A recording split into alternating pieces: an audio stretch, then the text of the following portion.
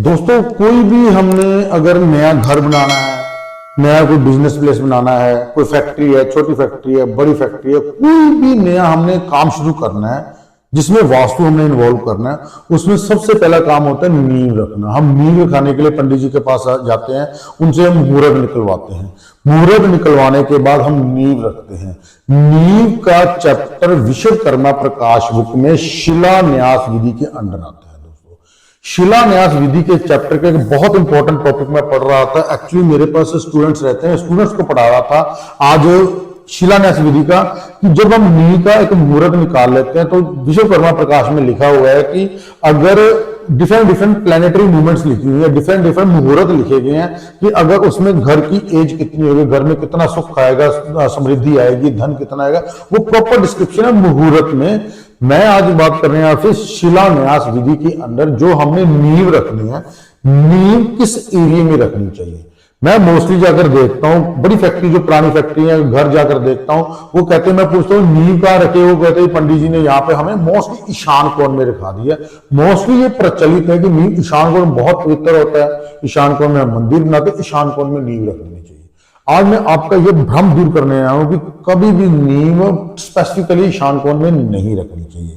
नींव शिलान्यास विधि में नींव रखने की एक स्पेसिफिक जगह होती है जो सूर्य के गोचर के अकॉर्डिंग चेंज होती रहती है। सूर्य का जो राशि परिवर्तन होता है उस हिसाब से, जैसे सूर्य अगर मेष राशि में है, जो मोस्टली जो अप्रैल के दिन होते हैं, मार्च अप्रैल में होता है, या तुला राशि में नीच का सूर्य दिवाली के दिनों में होता है, जैसे हर मंथ सूर्य अपना गोचर चेंज करता है, राशि परिवर्तन चेंज करता है अकॉर्डिंग टू एस्ट्रोलॉजी। उसके अकॉर्डिंग, राशि के अकॉर्डिंग सूर्य किस राशि में गोचर कर रहा है, नींव को रखने की जगह निर्धारित की गई है विश्वकर्मा प्रकाश में, और भी कई ग्रंथों में इसका उल्लेख आता है। आज मैं आपके लिए विश्वकर्मा प्रकाश लेकर आया हूं। विश्वकर्मा प्रकाश में यह साफ लिखा गया है कि अगर सूर्य का गोचर सिंह राशि, कन्या राशि, तुला राशि में सूर्य होगा तो जो नींव है वो हमें आग्नेय कोण में रखनी चाहिए, क्योंकि ईशान कोण में ये सर्प का, जिस भूखंड में जो सर्प दिखा गया है, इसको प्रॉपर राहु बोला गया। सर्प का मुंह ईशान कोण में होता है, पूंछ नैऋत्य कोण में होती है। अगर सिंह राशि में, कन्या में या तुला में सूर्य है और आपने नींव ईशान कोण में रख दी तो ये मान के चलिए कि आपने इस सर्प का, इस राहु का मुंह काट दिया, या इस जगह पे नींव रख दी। जो आपका घर है, फैक्ट्री है, अगर उसमें वास्तु दोष है या नहीं है उसकी कोई इंपॉर्टेंस नहीं है। इसलिए नींव की जगह इस सूर्य की राशि के अकॉर्डिंग ही फाइनल की जानी चाहिए। अगर आपका सूर्य वृश्चिक राशि, धनु राशि या मकर राशि में है सूर्य, तो हमें नींव हमेशा ईशान कोण में रखनी चाहिए, वायव्य कोण में कभी नहीं रखनी चाहिए। इसकी पूंछ आग्नेय कोण में होती है।